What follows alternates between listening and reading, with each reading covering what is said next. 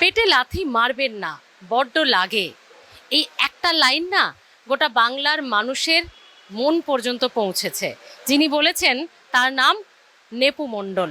নেপুদা আমাদের সঙ্গে রয়েছেন। তিনি একজন দৃষ্টিহীন, হাত পাতেন না। তিনি নিজের চেষ্টায় কাজ করার চেষ্টা তো করেন, কিন্তু সরকারের তরফে ইতিমধ্যেই বলা হয়েছে ট্রেনে অন্ধ ব্যক্তিরা ভিক্ষাবৃত্তি করতে পারবেন না, ট্রেনে হকারি তারা করতে পারবেন না। সরকারের কাছে তাদের কি আবেদন? এই মানুষগুলোর তাহলে চলবে কিভাবে? নেপুদা আমাদের সঙ্গে রয়েছে, কথা বলবো। নেপুদা নমস্কার, বেঙ্গল ভয়েসে স্বাগত। Thank you. হ্যাঁ নেপুদা, তোমার একটা লাইন পেটে লাথি মারবে না, এই লাইনটা কিন্তু গোটা বাংলার মানুষ শুনেছে। প্লিজ পেটে লাথি মারবেন না, লাথি খুব লাগে। আসলে পেটে লাথি মেরেছে আসলে। তারপরে কি হয়, লাথিটা খাওয়ার পর না আমার আর মানে রাখতে পারেনি নিজেকে, তাই ওই পেটে লাথি মারবেন না খুব লাগে। সত্যি তো লাগছে। তার আগে একটা কথা বলে নিই, আপনাদের ধন্যবাদ জানাচ্ছি। কেন মেন স্ট্রিম যারা মিডিয়া, বিশেষ করে ওই ঘণ্টাখানেক হয়, তা কেউ কেউ আবার চোখে চোখ রেখে বলে, তারা কিন্তু একটা ঘন্টা আমাদের জন্য আজ পর্যন্ত দিচ্ছে না বা আমাদের কাউকে নিয়ে আসছে না। তো এর জন্য অনেক অনেক ধন্যবাদ আপনাদের। বিশেষ করে যারা সোশ্যাল মিডিয়াতে কাজ করছেন, তার মধ্যে আপনারও একজন। তো আপনাদের অনেক অনেক ধন্যবাদ। তো আজ আমাদের লাথি মারছে, কালকে তো অন্যদের লাথি মারবে। তাই এইটুকু বলি, জোট আমাদের বাঁধতেই হবে। আমরা একসঙ্গে যদি থাকি তাহলে লাথিটা একটু কম লাগবে। আচ্ছা দাদা, আপনাদের সরকারের তরফ থেকে ঠিক কি বলা হয়েছে আর আপনাদের দাবিটা কি? আমাদের বলেছে যে ট্রেনে ভিক্ষাবৃত্তি করা যাবে না। এর আগে দেখবেন অনেক আমরা ফেসবুকে ছেড়েছি যে একজনকে ধরে নিয়ে যাচ্ছে, হাওড়াতে নিয়ে গিয়ে বসিয়ে রাখছে, যদি হাওড়ার ডিভিশনে হয়। যারা ব্যান্ডেল, বিশেষ করে ব্যান্ডেল লাইনে যারা ভিক্ষাবৃত্তি করছে, আমার বন্ধুরা অনেক আছে, তো তাদেরকে নিয়ে গিয়ে বসিয়ে রাখছে, হ্যারাসমেন্ট করছে। 6 ঘন্টা বসিয়ে রাখছে, 4 ঘন্টা বসিয়ে রাখছে। কেন না, যে টাকাটা চাইছে সেই টাকাটা তো কেউ দিতে পারবে না, তাই সেই টাকাটা দিতে পারছে না বলে ওদের হ্যারাসমেন্ট করছে।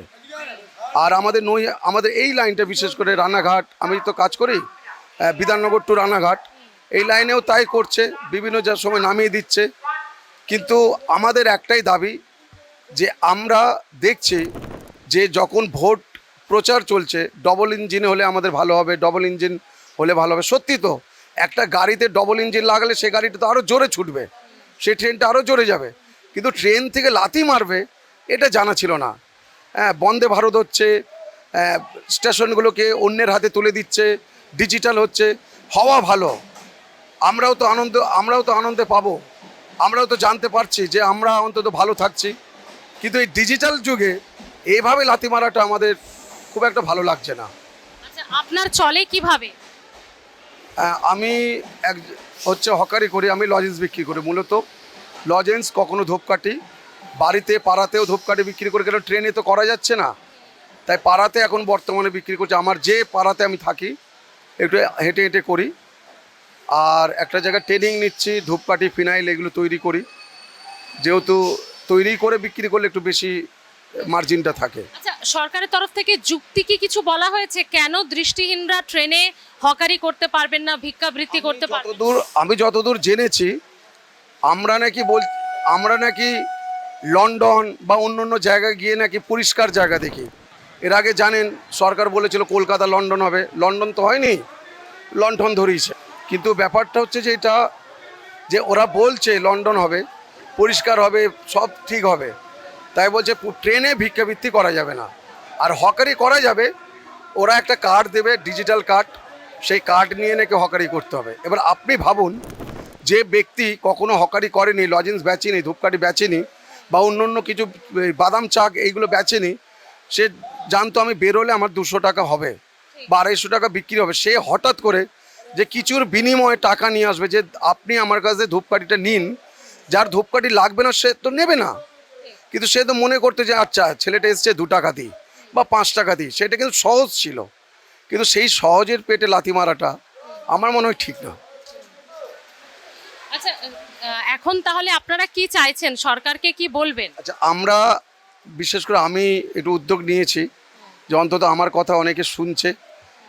আপনাদের মাধ্যমে একটু বলে দেবেন যে যদি আমাদের ডাকে আসে, আমরা করিনময়ী সল্টলেকে আর অনশন করব, রিলে অনশন, যে যতক্ষণ না আমাদের অন্তত 3,000 টাকা, দেখুন 5,000 6,000 অনেকে বলছে, সত্যি সম্ভব না। আর যেটা সরকার দেবে না সেইটা আমরা লড়াই করে আমাদের লাভ নেই, বেথায় লড়াই হবে।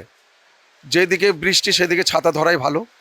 তাই আমরা 3,000 টাকা, ওরা যদি দিতে পারে 36,000 কোটি টাকা 1.5 কোটি মহিলাকে, তো আমরা অন্তত 5,50,000 মানুষ ভাতা পাই একদম নিট। আর জাল 1.5 লক্ষ মানুষ, সেই জালটা কেন পরিষ্কার করছে না বুঝতে পারছি না। তো এই 5.5 লক্ষ মানুষকে কেন 3,000 টাকা করে দিতে পারবে না? এটা যতদিন না করবে আমরা রিলে অনশন চালিয়ে যাব করুণাময়ীতে। এবং যে বিজেপির অফিস আছে আমাদের সল্টলেকে, সেই সল্টলেকে অফিসে যাব আর অগ্নিমিত্রা পাল ম্যাডামের সঙ্গে আমরা কথা বলবো। এটা খুব দ্রুত আমরা জানাবো সবাইকে। মুখ্যমন্ত্রী সবে নতুন মুখ্যমন্ত্রী, নতুন সরকার এসছে, আপনি শুভেন্দু অধিকারী মুখ্যমন্ত্রীর কাছে কিছু আবেদন রাখতে চাইবেন? দেখুন, আমাদের তো সবসময় যিনি গার্জেন থাকে তার কাছেই আমরা অনুরোধগুলো করি, আবেদনগুলো করি। কিন্তু ব্যাপারটা হচ্ছে কি, ইনি কিন্তু যখন বিরোধীতে ছিলেন, ভোটে যেদিন অনেক কথা শুনেছি, এখন সে মুখগুলোকে নাকি ব্ল্যাক টে মেরে বন্ধ করে দিচ্ছে।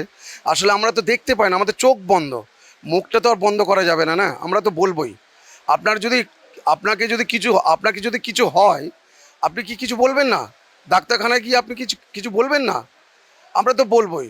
তো মুখ্যমন্ত্রীকে একটাই অনুরোধ, আপনার সব ঠিক আছে, সব একদম বাজেটে সবাই হাসবে তো বটেই। আপনি যদি সব কিছু করে দেন সবাই তো হাসবে, কিন্তু আমাদের বেলায় কেন আপনার এই কিপটিমি দেখা গেল? অর্থমন্ত্রীর 5,000 বলে কেন 500 বললেন? এটা খুব লেগেছে। আর ট্রেনে যাতে যারা ভিক্ষাবৃত্তি করে দৃষ্টিহীন মানুষরা বা আপনাদের মতো মানুষরা, যারা একটা মনে রাখতে হবে বন্ধুরা, এই দৃষ্টিহীন মানুষগুলো বা যারা হ্যান্ডিক্যাপ, যারা বিশেষভাবে সক্ষম, তারা যে শুধু ভিক্ষে করে এমনটা নয়। আমরা ট্রেনে উঠলে এমন অনেক মানুষকে দেখতে পাই যারা ধূপকাঠি, লজেন্স, বাদাম এইসব বিক্রি করে, মানুষের কাছে হাত পাতে না, নিজের ক্ষমতায় তারা চেষ্টা করে নিজের পায়ে দাঁড়াতে, যাতে তাদেরকে অনুমতিটা দেওয়া হয়। নিশ্চয়ই এটাই তো চাইছেন আপনারা? একদম একদম। তো আমরা ডিআরএম অফিসে যাব, Sealdah DRM office, Howrah DRM office. আমরা ঠিক কি ওনারা বলতে চাইছে সেইটা আমরা জানবো, জেনে আমরা সেইভাবে এগোবো। তবে একটা কথা আপনাদের বলি, শুধু তো আমাদের দৃষ্টিহীনদের হকারি বন্ধ হচ্ছে তা নয়, অনেক দেখতে পাওয়া মানুষ, আপনি বলুন তো, কোটি কোটি মানুষ, কোটি কোটি মানুষের যদি এরকম পেটে লাথি মারে তাহলে কি হবে?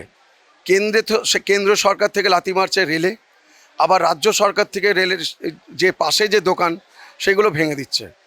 এই দুটো জাতাকলে পড়ে না সত্যি আমরা বুঝতে পারছি না কি করব। সামঞ্জস্য নিয়ে সবাইকে একদম একদম একদম আশা করছি হবে, কেননা আমরা চাই এখনো 5টা বছর তো আমাদের থাকতেই হবে এনআরএদের আন্ডারে, তো অন্তত যেন ভালো থাকি।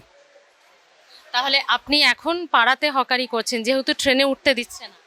আমি নিজের পাড়াতেই করছি, যেটুকু হচ্ছে। সেটা না, সম্ভব না তো। আমি ট্রেনে একসঙ্গে অনেক মানুষকে পেতাম, আর পাড়াতে তো সে একই মানুষ। আপনি বলুন, আজকে যদি আপনাকে আমি ধূপকাঠি দিই, আপনি তো কালকে কিনবেন না।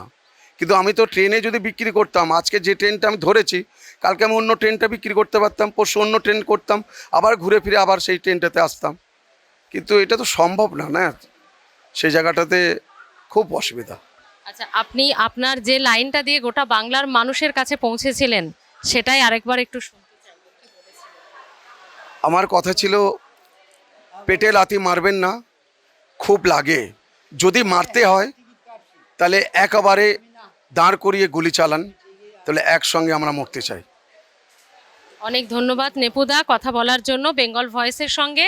একটি স্টেশনে বসেই আমরা নেপুদাকে আজকে পেয়েছি এবং তার সঙ্গে তার গলা দিয়ে এরকম হাজার হাজার প্রচুর যারা দৃষ্টিহীন মানুষ, প্রতিবন্ধী মানুষ, তাদের বক্তব্য আপনাদের সামনে রাখছি। এবং অবশ্যই এই ভয়েসের মধ্য দিয়ে, এই ভিডিওর মধ্য দিয়ে মুখ্যমন্ত্রী শুভেন্দু অধিকারীর কাছে আমাদেরও আবেদন, আপনি তো অনেক ভালো কাজ করছেন, যুব শক্তি থেকে শুরু করে অন্নপূর্ণা ভাণ্ডার, আমরা দেখছি আয়ুষ্মান ভারত, কিন্তু এই যে নেপুদাদের মতো যে মানুষগুলো রয়েছে যারা শুধু অন্যের কাছে হাত পাতে না, যারা বিশেষভাবে সক্ষম হয়েও, যাদের দৃষ্টি না থাকার পরেও যারা চেষ্টা করছেন, তো এই মানুষগুলোর প্রতিও আপনার একটু সহানুভূতি, আপনার সহযোগিতা সরকারের পক্ষ থেকে একটু দৃষ্টি দেওয়া দরকার।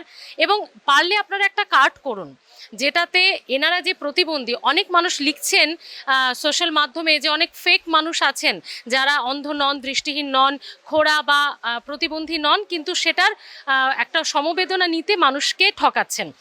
একটা কার্ড করা হোক, কি দীপুদা, তাই তো?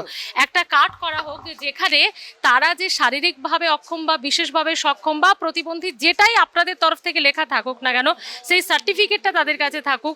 যখন তারা ট্রেনে হকারি করবেন বা ভিক্ষাবৃত্তি যে যেটা পারেন করবেন, সেই কার্ডটা তারা শো করুক যখন চেকিং হবে। সেটা দেখালেই তো সত্যি আর মিথ্যে, আসল আর নকল সেটা বেরিয়ে যাবে। নেপুদা, একদম ঠিক, এটাই তো চাই যে এটা হোক।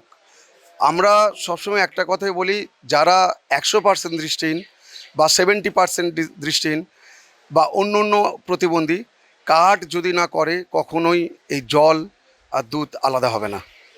এটা দরকার, খুব দরকার। আর আপনাদের মাধ্যমে শুধু একটা কথাই বলি, 4টে বিশেষ করে মিডিয়া চ্যানেল প্রচুর, মানে আমাদের টিভিতে দেখি, না বললেই নয়, আর ওই চোখে চোখ রেখে কথা বলা, তারপরে হচ্ছে ঘণ্টাখানেক, এনাদের কাছে আমার অনুরোধ। আর ঠোঁট কাটা, যা বলবো সত্যি বলো, যে সত্যিটা একবার বলুন না আমাদের নিয়ে। যে দিদি আমার সঙ্গে বসে আছেন, এই দিদি তো বলছেন, আপনিও তো পারেন একটু সত্যি বলতে। যা বলবো সত্যি বলবো, একবার হোক না একটা ঘন্টা আমাদের জন্য। এই তোলাবাজি, চুরি, জোর চুরি কত শুনবো, আর শুনতে শুনতে তো চোখের বদলে বা বোধহয় কানটাই নষ্ট হবে। থ্যাংক ইউ আপনাদের। থ্যাংক ইউ নেপুদা, এতটা সময় দেওয়ার জন্য। আপনাদের লড়াই অবশ্যই সফল হোক। আপনারা যেভাবে আবেদন জানাচ্ছেন মুখ্যমন্ত্রীর কাছে, তার কান পর্যন্ত পৌঁছুক, তার দফতর আপনাদের নিয়ে একটু ভাবুক। ট্রেনে এই যে এনাদের হকারি করাটা, ভিক্ষাবৃত্তি করাটা বন্ধ করে দিয়েছেন, এরা রুজি রুটি তাহলে কিভাবে করবে? 1,500 টাকায় কি আজকের দিনে একটি সংসার চলে? আমাদের তরফ থেকে, বেঙ্গল ভয়েসের তরফ থেকেও সরকারের কাছে আবেদন এই মানুষগুলোর জন্য। আর অবশ্যই যারা হকার, যারা স্বাভাবিক মানুষ, তাদের জন্য একটু ভাবা হোক। কারণ এরা তো খেটে খেতে চাইছে, এরা তো রোজগার করে খেতে চাইছে, কোনো দুর্নীতিগ্রস্ত মানুষের হাত তো এরা ধরছে না। তাই সরকারের উচিত এই মানুষগুলোর দিকে একটু দৃষ্টি দেওয়া। বেঙ্গল ভয়েসের তরফ থেকে এই আবেদন রইল আমাদের তরফ থেকে সরকারের কাছে। অবশ্যই ভেবে দেখবেন। দেখতে থাকুন বেঙ্গল ভয়েস।